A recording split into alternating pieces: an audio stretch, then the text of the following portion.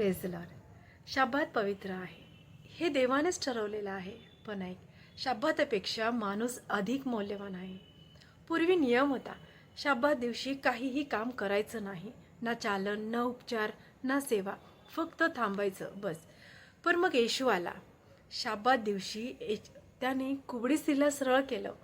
शब्बात दिवशी त्याने वाळलेला हात असलेला मनुष्य बरं केला.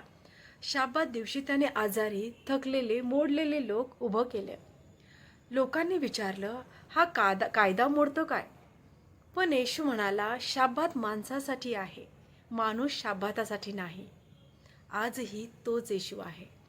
आजही शब्बात दिवशी तो शरीर बरे करतो, तो मन बरे करतो, तो आत्मा बरा करतो. जर तुझं शरीर आजारी असेल, येशू तुला स्पर्श करतो.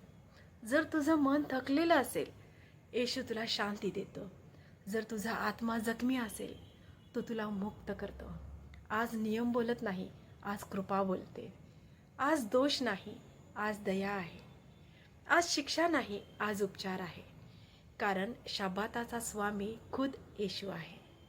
म्हणून आज विश्वासाने म्हण, प्रभू तू आज मला बरं करतोयस, आणि तो नक्कीच तुला बरं करेल, शरीराने, मनाने आणि आत्म्यानेही.